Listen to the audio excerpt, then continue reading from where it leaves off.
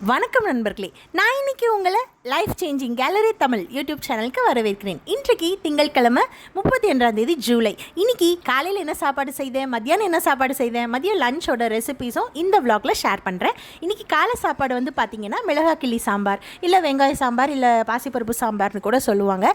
இந்த பாசிப்பருப்பு சாம்பார் வந்து இட்லி தோசைக்கு சூப்பராக இருக்கும், இல்லை வந்து சாதத்துக்கும் நல்லாயிருக்கும். காலையில் வந்துட்டு பார்த்திங்கன்னா சோள அரிசியும் இட்லி அரிசியும் பாதி பாதி ஊற வச்சு அரைச்சி வச்ச மாவு இருந்தது. ஸோ அதில் வந்து இந்த மாதிரி செட் தோசை சுட்டுட்டேங்க.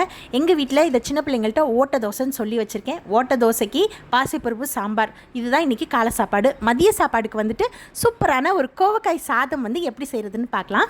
அதுக்கு வந்து நான் ஒரு 3 டேபிள் ஸ்பூன் வந்து நல்லெண்ணெய் சூடு பண்ணிவிட்டு கொஞ்சமாக கடுகு உளுந்தம் பருப்பு, கொஞ்சமாக சீரகம், இது எல்லாத்தையும் போட்டு பொரிய விட்டுட்டு கொஞ்சமாக கருவேப்பிலை போட்டு நல்லா வந்து பொரிய விட்டுக்கலாம். இது எல்லாமே வந்துட்டு நல்லா பொரிஞ்சு வந்த உடனே வந்துட்டு ஒரு பெரிய வெங்காயத்தை நல்லா இந்த மாதிரி நீட்டமாக கட் பண்ணி உள்ளே சேர்த்து அதையும் வந்து வதக்கிக்கலாம். அது லேசாக வதங்கின உடனே நம்ம வந்து கோவக்காவை வந்து நல்லா நீட்டமாக கட் பண்ணிக்கோங்க. அப்போ தான் இந்த சாதம் டேஸ்ட்டாக இருக்கும்.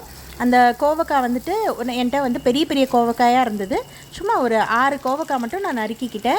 இது பாருங்கள், கோவக்காய் வந்து ஒரு கைப்பிடி கோவக்காய் இருந்தால் போதும். நல்லா வந்து சின்ன பிள்ளைங்களுக்கான 2 டிஃபன் பாக்ஸ் சாதம் வந்து இதிலே நம்ம பேக் பண்ணிடலாம். கோவக்காவையும் வெங்காயத்தையும் இப்போ நல்லா ஒரு 5 நிமிஷம் அடுப்பு ஃபுல்லாக வச்சுட்டு நல்லா கைவிடாமல் கிளறி நல்லா வதக்கணுங்க.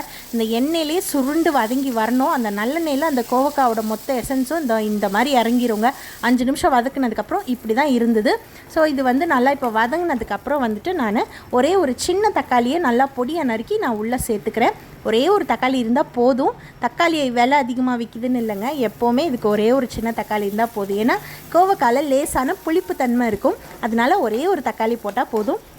இந்த தக்காளியும் நல்லா வதங்கி வந்ததுக்கப்புறம் வந்துட்டு நம்ம அடுத்ததாக இதில் கொஞ்சமாக மசாலா சேர்க்க போகிறோம். கொஞ்சமாக உப்பு, 1/4 டீஸ்பூன் மிளகாய்த்தூள், 1/4 டீஸ்பூன் மஞ்சள் தூள், 1/4 டீஸ்பூன் மல்லித்தூள், அப்புறம் வந்துட்டு 1/2 டீஸ்பூன் வந்துட்டு மசால் பொடி, வீட்டு மசால் பொடி எல்லாமே சேர்த்துட்டு இதை நல்லா அந்த காயோடு வந்து கிளறி விட்டுக்கலாம். சும்மா ஒரு 1 நிமிஷம் அந்த பச்சை ஸ்மெல் போகிற வரைக்கும் அந்த மசாலாஸ் எல்லாம் போட்டு கிளறி விட்டுக்கலாம். ஸோ இது இப்படி கிளறி விட்டுட்டோன்னா வந்துட்டு நல்லாவே வந்துட்டு கலர் மாதிரி வந்துடும், டேஸ்ட்டும் வந்து பிரமாதமாக இருக்கும். இப்போ இதில் வந்துட்டு நான் இந்த மாதிரி வேக வச்ச வெள்ளை சாதம் வந்துட்டு 2 பவுல் வந்து உள்ளே சேர்த்துக்கிறேன். லஞ்ச் பாக்ஸுக்கு சின்ன பிள்ளைங்களுக்கு தான் நான் பேக் பண்ண போகிறேன், 2 சின்ன பிள்ளைங்களுக்கு. ஸோ இந்த சாப்பாடு போதுமானது. நீங்கள் ஒரு வேளை இன்னும் கொஞ்சம் பெரிய பிள்ளைங்களுக்கு பேக் பண்ணுறதா இருந்தால் இந்த சாப்பாடு வந்து ஒரு ஆளுக்கே சரியாக போகும். ஸோ நீங்கள் இன்னும் கொஞ்சம் கூட கோவக்காய் மற்ற பொருளெல்லாம் சேர்த்து போட்டு நல்லாவே வந்து இந்த மாதிரி செய்துக்கலாம். இப்போ பாருங்கள், சாதத்தை நல்லா வந்துட்டு கிளறி எடுத்தாச்சு. இப்போது சாதம் சூப்பராக கோவக்காய் சாதம் ரெடி ஆகிடுச்சு. இந்த கோவக்காய் சாதமை லஞ்ச் பாக்ஸ்க்கு நம்ம பேக் பண்ணி விட்டுலாம். நீங்கள் காலையில் ஒரு வேளை வந்துட்டு லேட்டாக எழுந்திரிச்சிட்டிங்க, இல்லை ஏன்னா வந்துட்டு மண்டே எப்போவுமே வந்துட்டு நமக்கு கொஞ்சம் பிஸியாக தான் இருக்கும். ஏன்னா நமக்கு சண்டே சாட்டர்டே நல்லா என்ஜாய் பண்ணியிருப்போம். ஸோ அப்படி காலையில் லேட்டாக எழுந்திரிச்சா ஜஸ்ட் ஒரு 5-6 காய்கறியை நறுக்கி போட்டு அழகாக இந்த கோவக்காய் சாதம் சூப்பராக டேஸ்ட்டாக பண்ணி கொடுத்துடலாம். கண்டிப்பாக டிஃபன் பாக்ஸ் வந்து ஃபுல்லாக காலி பண்ணி சாப்பிட்டுட்டு வந்துடுவாங்க. ஸோ இந்த சாதம் ரெடி ஆகிடுச்சு. அடுத்ததாக இதுக்கு மேட்சிங்காக வந்துட்டு சூப்பரான ஒரு எண்ணெய் கத்திரிக்காய் பொரியல் வந்து பண்ணலாம். எங்கள் பாட்டி வந்து எண்ணெய் கத்திரிக்காய் பொரியல் ரொம்ப சிம்பிளாக பண்ணுவாங்க, பட் டேஸ்ட் வந்து ரொம்ப பிரமாதமாக இருக்கும். அதுதான் இன்றைக்கி பண்ண போகிறோம். அதுக்கு வந்து நான் ஒரு 3 டேபிள் ஸ்பூன் கடலெண்ணெய் சேர்த்துக்கிறேன்.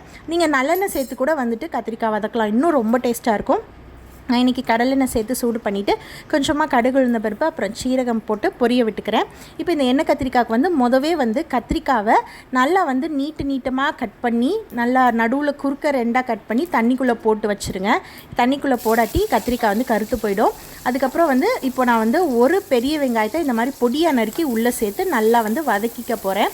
நம்மளோட காய்கறி நீளமாக கட் பண்ணியிருந்தால் அதுக்கேற்ற மாதிரி வெங்காயத்தை நீளமாக கட் பண்ணுங்கள். காய்கறி ரவுண்டாக இந்த மாதிரி கட் பண்ணியிருந்தால் நம்மளும் அதுக்கேற்ற மாதிரி வெங்காயத்தை வந்து இப்படி குட்டி குட்டியாக கட் பண்ணிக்கணும். இப்போது நான் வந்து ஒரு பவுல் ஃபுல்லாக இந்த மாதிரி கட் பண்ண கத்திரிக்காவை உள்ளே சேர்த்துக்கிறேன். அப்புறம் கொஞ்சம் கருவேப்பிலையும் சேர்த்துக்கிறேன். இப்போ இதை வந்து நல்லா வந்து எண்ணெயில் வதக்கி விடணும். இப்போ இந்த கத்திரிக்காயிலே ஒரு நீர் சத்து இருக்கும். ஸோ அந்த தண்ணி வந்து பிரிஞ்சு வரும். முதவே உப்பு போடக்கூடாதுங்க, உப்பு வந்து கூடிரும். ஏன்னா கத்திரிக்காய் வந்து வெந்ததுக்கப்புறம் நல்லா சுருண்டு வரும். அதனால் நம்ம கத்திரிக்காய் வெந்ததுக்கப்புறம் கடைசியில் தான் உப்பு சேர்க்கணும். இப்போ இந்த கத்திரிக்காவை நம்ம வந்து கொஞ்சம் நல்லா வந்துட்டு அடுப்பை ஒரு மீடியம் ஃப்ளேமில் வச்சு ஒரு 2 நிமிஷம் நல்லா வதக்கி விடுங்க. அந்த வெங்காயம், இந்த கத்திரிக்காய் இது எல்லாமே நல்லா வதங்கி இதுலேருந்து தண்ணி பிரிஞ்சு வரும். தண்ணி பிரிஞ்சு வந்ததுக்கப்புறம் வந்துட்டு இந்த கத்திரிக்காவை இந்த பாருங்கள், இப்போ தண்ணி பிரிஞ்சு வந்துருச்சு, எப்படி இருக்குதுன்னு பாருங்கள். ஓரளவுக்கு வந்து வதங்கி வந்திருக்கு. ஸோ இந்த டைமில் வந்துட்டு நம்ம மூடி போட்டு நல்லா இதை வந்துட்டு ஃபுல்லாக அடுப்பை குறைச்சி வச்சு ஒரு 8 நிமிஷம் வேக வச்சா போதும். அப்பப்போ அடுப்பை லேசாக திறந்து மூடியை திறந்து சும்மா லைட்டாக கிளறி விடுங்க. பாருங்கள் கொஞ்சம் கூட அடி பிடிக்கவே இல்லை. கத்திரிக்காவும் சூப்பராக வெந்துருச்சு. இப்படி குத்தி பார்த்தோன்னா தெரியும் கத்திரிக்காய் சூப்பராக வெந்துருச்சு. அதுக்கப்புறம் வந்து இப்போ நமக்கு தேவையான உப்பு கொஞ்சமாக போட்டு நல்லா கிளறிக்கலாம். கத்திரிக்காய் எவ்வளோ சுருண்டு வந்திருக்கு பாருங்கள். இப்போ நான் வந்து இதில் ஒரு 1.5 டேபிள் ஸ்பூன் வந்துட்டு நல்லா வந்து மசால் பொடி வந்துட்டு நல்லா தட்டினாப்பில் அளவாக தான் சேர்த்துருக்கேன். இந்த பாருங்கள் இந்த கத்திரிக்காய்க்கு எவ்வளோ மசால் பொடி சேர்க்கணுமோ அந்த அளவு தான் சேர்த்துருக்கேன். உங்கள் மசால் பொடி ஒரு வேளை வீட்டு மசால் பொடி காரமாக இருக்கலாம், அதுக்கேற்ற மாதிரி குறைச்சிக்கோங்க கூட்டிக்கோங்க. காரமே இல்லாத மசால் பொடினா நீங்கள் வந்து 2 டேபிள் ஸ்பூன் ஃபுல்லாக கூட போடுங்க. எங்களோடது வந்து ஓரளவுக்கு காரமாக இருக்கும், அதனால் நான் சும்மா வந்து ஒரு 1.5 டேபிள் ஸ்பூன் மட்டும் போட்டிருக்கேன். தட்டினாப்பில் போட்டு நல்லா வந்து இந்த கத்திரிக்காயில் அந்த மசால் பொடியோட பச்சை ஸ்மெல் போகிற வரைக்கும் கிளறி எடுத்தாச்சு. அவ்வளோதான், நம்மளோட டேஸ்ட்டான எண்ணெய் கத்திரிக்காவும் ஈஸியாக ரெடி ஆகிடுச்சுங்க. இந்த சைட் டிஷ் பண்ணுறது ரொம்ப ஈஸி, ஆனால் டேஸ்ட்டாக இருக்கும். இது வந்து புளி சாதம், லெமன் சாதம் இது எல்லாத்துக்கும் கூட பண்ணலாம். இன்றைக்கி வந்து நான் கோவக்காய் சாதத்துக்கு பண்ணியிருக்கேன். ஸோ இந்த கத்திரிக்காவை சூடாக வந்துட்டு லஞ்ச் பாக்ஸ்க்கு வந்துட்டு எடுத்து வச்சிடலாம். இந்த மாதிரி மேலே வந்து பிளேட்டோட இந்த மாதிரி லஞ்ச் பாக்ஸ் வாங்கினோன்னா சைட் டிஷ்ஷும் உள்ளேயே வச்சு விட்டுடலாம். ப்ளஸ் வந்து இந்த ரச சாதம்லாம் கொடுத்து விட்டோன்னா கொட்டாமல் இருக்குது. ஸோ அதுதான் இதோட அட்வான்டேஜு. இந்த லஞ்ச் பாக்ஸ் ஓட அட்வான்டேஜ் இது தான். ஸோ இந்த கத்திரிக்காய் நல்லா சூப்பராக வந்துட்டு வதங்கி வந்துடுச்சு. ஸோ அதை போட்டு வச்சாச்சு. பாருங்கள் இன்றைக்கி லஞ்ச் வந்து கோவக்காய் சாதம் அப்புறம் எண்ணெய் கத்திரிக்காய் பொரியல். இதுதான் இன்றைக்கி எங்கள் பாப்பாங்களோட லஞ்ச் பாக்ஸு. உங்களுக்கு பிடிச்சிருந்தால் லைக் பண்ணுங்கள், சப்ஸ்கிரைப் பண்ணுங்கள், ஷேர் பண்ணுங்கள். நன்றி.